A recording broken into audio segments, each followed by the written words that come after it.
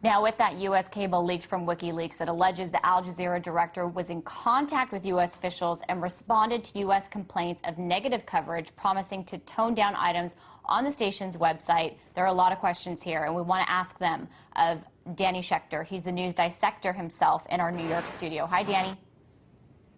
Hi there, Lauren. How are you? I'm doing well. It's nice to see you. So my first question is the price of being accepted at the White House and State Department changing your coverage and adjusting your angle?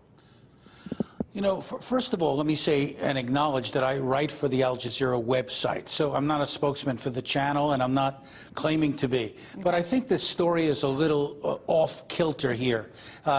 You know, the United States government tries to pressure, influence, and otherwise put content onto every channel in the world. They have a 24-hour monitoring apparatus which watches TV stations everywhere. And they try to get the American government-approved message out, and they try to get other messages off the air, messages they don't like. So, of course, particularly during the war, they were very vigilant about trying to stop all anti-war and critical coverage. And Al Jazeera came in for some criticism there.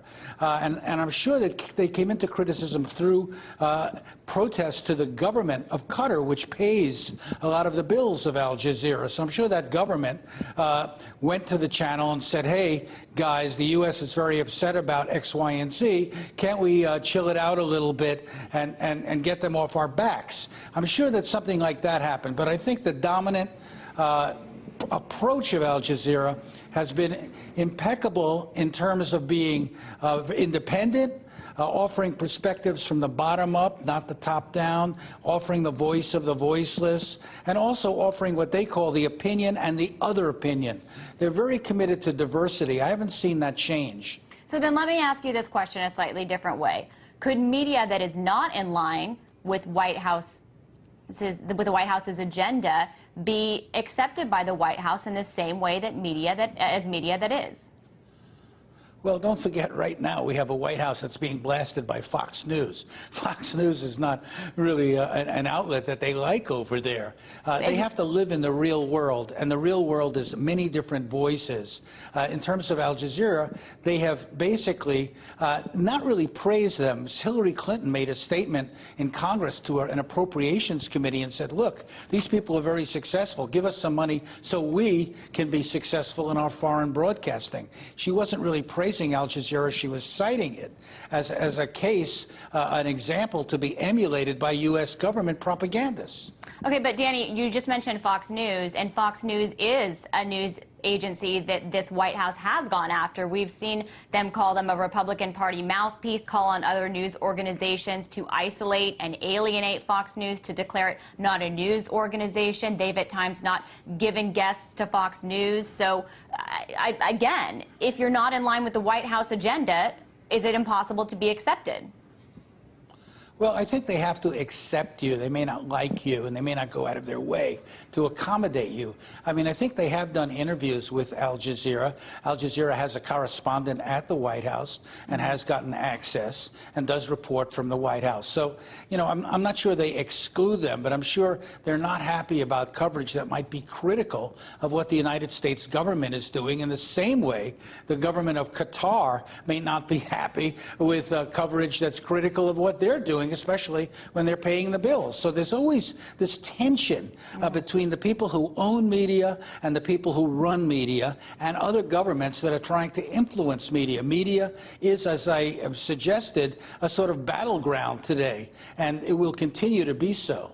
But with Al Jazeera, you said that the administration hasn't lavished praise on them. You mentioned some of Hillary Clinton's comments, but there are reports that senior White House administration officials have lavished praise on Al Jazeera for their coverage of the Arab Spring, which, you know, people allege was very in line with U.S. interests. So I wouldn't be surprised by that, Laura.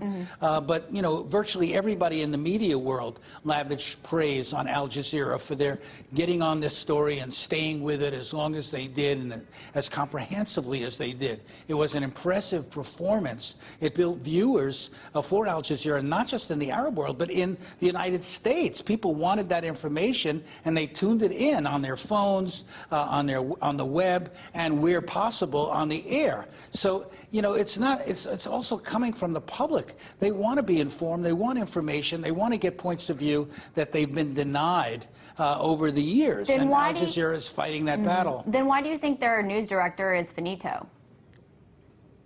Well, I think that there was something happening there, some conflict with the government of Qatar. I've heard from a high-level source at Al Jazeera that this had nothing to do with WikiLeaks. At least that's what they're saying.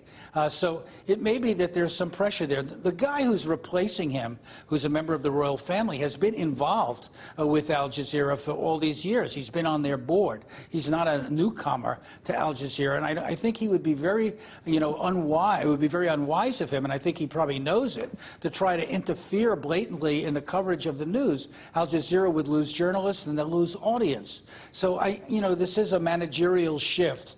And the actual details of what happened, we don't know. Danny, we're almost out of time, but just to just center on that point again, because I want to get to it. Do you think that once you get cozy with the White House and you're in, it does influence your coverage?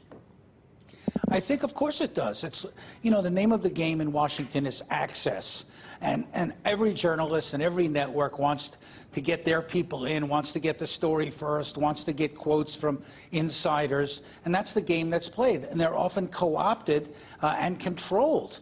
And that's the problem. We have media manipulation at the highest levels, and people are not getting the truth. And many Americans know it. That's why they're looking at other sources, from social media to Al Jazeera to RT. And there was just actually a poll that came out showing that the majority of Americans don't trust mainstream sources. I appreciate you for coming on and giving us all that insight. Thanks so much. That was filmmaker and blogger at newsdissector.org, Danny Schechter himself.